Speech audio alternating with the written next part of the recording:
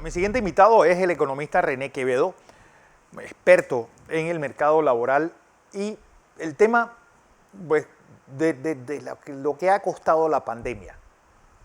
Casi 500.000 de empleos, un gran porcentaje de los trabajadores panameños, 770.000 en el sector informal y una perspectiva a corto plazo que dice que el empleo, antes que disminuir, va a seguir aumentando. René Quevedo, buenos días. Buenos días, Fernando. Un placer estar acá. Muchas gracias por la invitación. Bueno, un desempleo que ha sido uno de los grandes taras estructurales de Panamá. Su enfoque hacia la economía de servicios, grandes barreras de entrada y salida. Es decir, y ahora tenemos el efecto de la pandemia. Tú hoy hablabas de que ha sido de 500.000 de desempleados. ¿Cómo revertir estas cifras? Sí, bueno, yo creo que primero tenemos que contextualizar esta discusión. Panamá, para enfrentar la pandemia, adoptó las políticas más severas de confinamiento en toda Latinoamérica y en una economía donde 70% de sus empleos son presenciales, pues, pagó el precio socioeconómico más alto, que incluyó la cuarta peor contracción económica en el mundo, la pérdida de 15% de su fuerza laboral,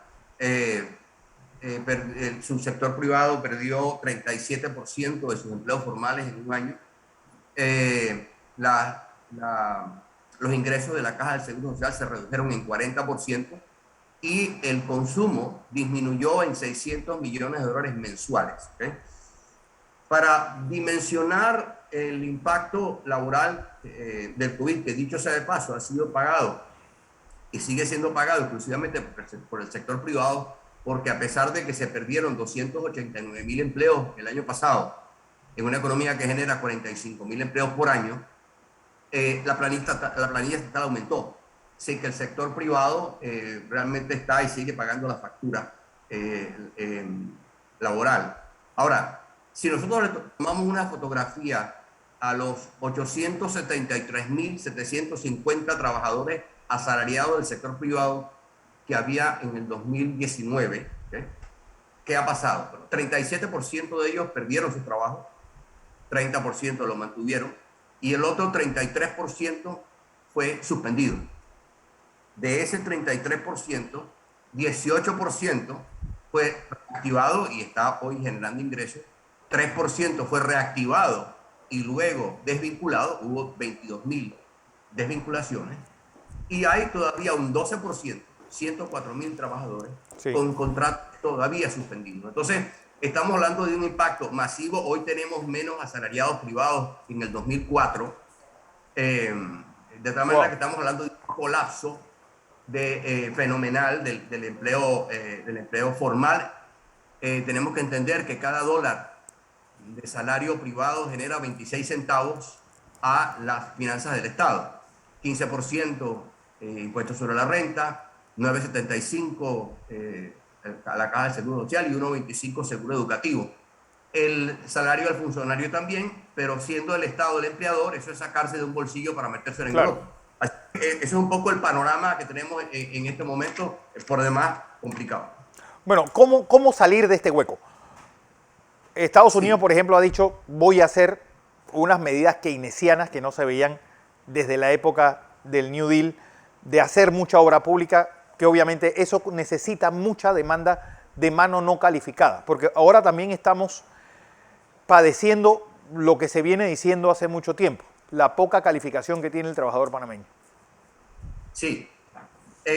Es importante, pues bueno, con respecto a las medidas de acción, definitivamente la inversión en infraestructura pública en todos lados se utiliza como una medida para generar empleo. El problema que tenemos es que el gobierno hoy está teniendo que pedir prestado para pagar planilla y pagar los subsidios. De Claro. tal manera que cualquier acción que se venga en esa dirección tiene que venir a través de financiamiento privado, por un lado.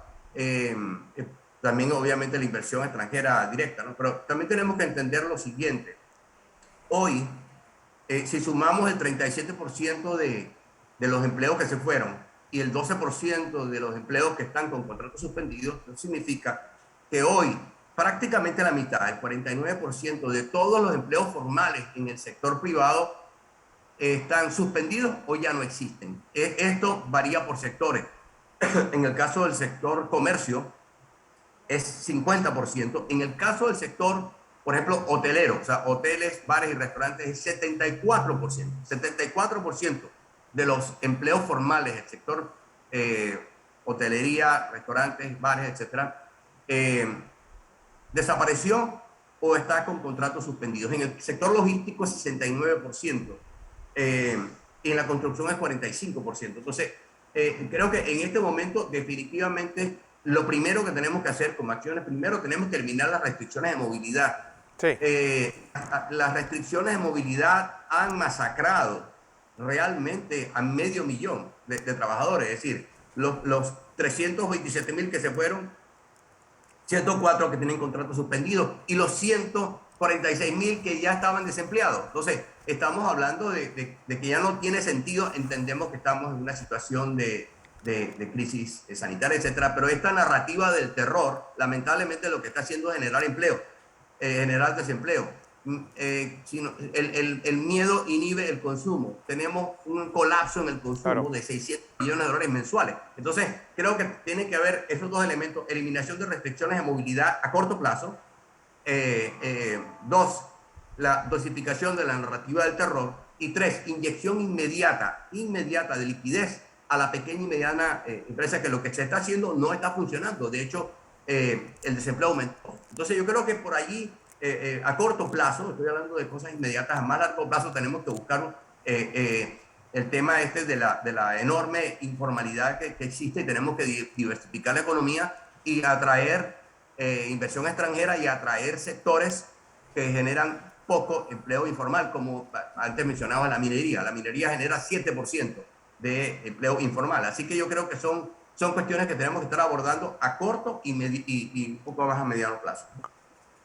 ¿Es pareja estas cifras o hay provincias que tienen niveles más altos de desempleo y otras que tienen pues un trabajador más formal en su actividad económica? Bueno, históricamente, y ahora se mantiene, el desempleo urbano es el doble del desempleo rural. Eso es históricamente. ¿Sí? Y se está manteniendo ahora. Y por otro lado, el COVID, si bien es un virus sumamente democrático en cuanto a quién contagia, su impacto laboral es eminentemente urbano.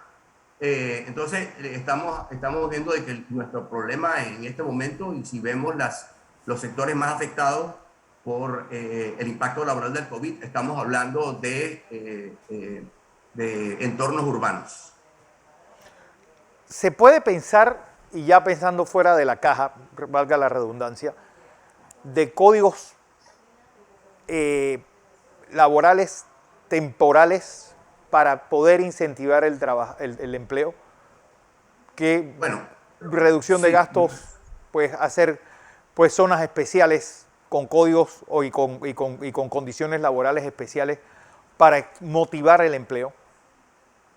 Sí, a ver, yo creo que definitivamente todo esto, todo lo tenemos que explorar. Sin embargo, el empleo asalariado está desapareciendo. Yo creo que tenemos un colapso del empleo asalariado, del empleo formal. Los trabajadores asalariados del sector privado eran 53% de todos los empleos en el 2013, y en el 2020 fueron 33%. Tuvieron una caída de 20 puntos en 7 años. O sea, entonces creo que si bien aquí tenemos que urgentemente, lo que va a ocurrir es que en los próximos 2 y 3 años, 100% de los empleos que se van a generar serán informales. Es importante que lo tengamos claro. 100%, ¿no? Y no me queda la más mínima duda. De hecho, hubo unas proyecciones que hizo la ministra Doris Zapata en la plenaria, una de las sesiones plenarias del diálogo por la Caja del Seguro Social, donde señalaba que Mitradel va a estar tramitando aproximadamente 200.000 nuevos contratos laborales este año. Esa cifra representa un poco más de la mitad de los 378.000 empleos, contratos que se generaron, que se tramitaron en el 2019, año en el que se generaron 52.040 empleos, todos informales. Todos informales. Entonces, todos informales. Y de hecho, si tomamos una fotografía a julio,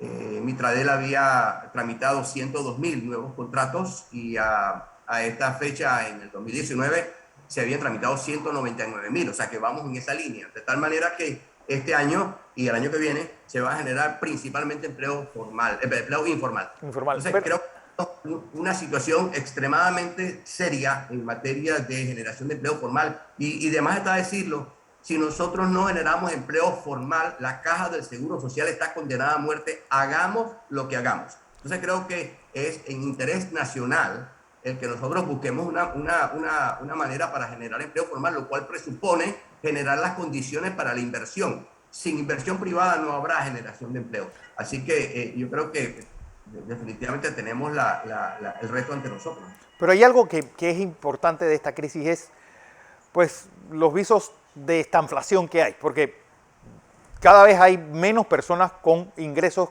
corrientes, ingresos reales, pero al mismo tiempo los precios no han dejado de subir. Es decir, sí. ¿Por qué? Sí, bueno, hay varios temas. Aquí yo creo que también toma un elemento importante el valor de reposición. Antes estaba Rommel Troch hablando de la situación de los fletes, ¿no? Ahorita, sí. Por ejemplo, vamos a ver una escalada de precios de toda la mercancía que venga de China, ¿okay? Por la situación que tenemos. Así que y muchos comerciantes están ajustando, no han bajado precios por el tema de que les va a costar más reponer la mercancía. Son especulaciones en el sentido de que obviamente todavía es una contradicción. Sí se está viendo una reducción de los precios en ciertos sectores, como el inmobiliario, por ejemplo, poca, pero creo que va en esa dirección por el exceso de oferta. Estamos todavía en una situación un poco fluida, ¿no? Todavía no sabemos cuáles van a ser los efectos a largo plazo, pero lo que sí a corto plazo es que las cuarentenas y los toques de queda están masacrando a trabajadores humildes. 4 de cada 5 trabajadores que ha perdido su empleo ganaban menos de $750 mensuales. Entonces creo que es importante que entendamos que es hora de abrir la economía. Mientras no abramos la economía, el desempleo va a seguir. Yo no espero grandes cambios de aquí a fin de año. El desempleo se va a mantener alrededor del 20%, quizás un décimo más, un décimo menos. ¿Por qué parecieran las tendencias que primero el desempleo va a seguir aumentando antes que disminuir? Sí. Por el tema fundamentalmente directamente asociado a las restricciones de movilidad. Mientras haya cuarentenas y toques de queda, seguirá aumentando el desempleo. Hagamos lo que hagamos. Entonces, insisto, por la naturaleza de la estructura laboral del país, 70% de los empleos en Panamá son presenciales. O sea, la gente tiene que ir a trabajar, tiene que estar presente. Se habla de que si el trabajo remoto, etcétera, etcétera, pero como punto de referencia, tenemos 1.632.000 trabajadores, pero solamente tenemos 20.000 con adendas de teletrabajo en sus contratos laborales. Así que todavía eventualmente los trabajos más tecnificados se irán incorporando en la economía, pero tenemos un altísimo nivel de desempleo en trabajadores de baja escolaridad. 3 de cada 4 trabajadores que perdieron sus empleos tenían 11 o menos años de escolaridad. Entonces, definitivamente estamos ante un reto. A mí me preocupa mucho el tema del bono solidario, que no es sostenible. Como les decía, la caída en el consumo, que fue de $600 millones mensuales, se da en estratos inferiores, porque como dije antes, 4 de cada 5 trabajadores, de acuerdo a los informes de la Contraloría, que perdieron su trabajo, ganaban menos de $750 mensuales. Entonces, el bono solidario está parcialmente mitigando esa pérdida de poder adquisitivo, pero no es sostenible. El gobierno está teniendo que pedir prestado para pagarlo y pagar planillas. Bueno, otra cosa que es importante, porque este año de teletrabajo, Panamá es un país de servicio. Parte de esos servicios no pueden ser trasladados a países con manos de obra más baratas, pues, para que hagan ese trabajo vía virtual. Sí, o sea, yo creo que el teletrabajo es una enorme oportunidad que tiene Panamá, pero no estamos ahí. ¿Por qué? Porque el teletrabajo implica un nivel mayor de escolaridad. Claro. De hecho, si nosotros vemos la proporción de la pérdida de empleo entre los empleos que tenían 14 o más años de escolaridad versus los empleos que tenían 12 o menos años de escolaridad, es una proporción de 1 a 3. Entonces, el teletrabajo definitivamente plantea una excelente oportunidad, no solamente para el trabajador panameño, sino para atraer, de hecho ya hay un proyecto de ley para atraer a los nómadas digitales a que se establezcan acá. Ellos traen sus contratos. Ahorita o sea, yo puedo pegarme ahí un montón de sitios a nivel mundial donde yo puedo identificar y se publican proyectos donde yo puedo presentar mi propuesta y si Sí. me la gano, pues yo genero ingresos que me vienen directamente a mi cuenta. El mundo va hacia allá, la tecnología, el futuro del empleo es digital y estamos viendo hoy lo que la tecnología nos está permitiendo hacer a nivel mundial. Yo creo que es hora como dije, de liberar la economía y abrirnos a estas tendencias. Ya lo está haciendo Costa Rica, ya lo están haciendo otros países. Entonces creo que en este momento es importante que nosotros le demos celeridad a estas a la necesidad de generar empleo. Hemos creado un entorno lamentablemente muy orientado a la destrucción del empleo. Sí. Porque mientras mantengamos las restricciones de movilidad y la narrativa del terror, vamos a seguir destruyendo empleo. Y yo espero que esto lo podamos superar relativamente pronto. Ojalá así sea. Gracias, René Quevedo, economista, experto en trabajo y en la economía laboral. Gracias. Gracias por la invitación. Venga.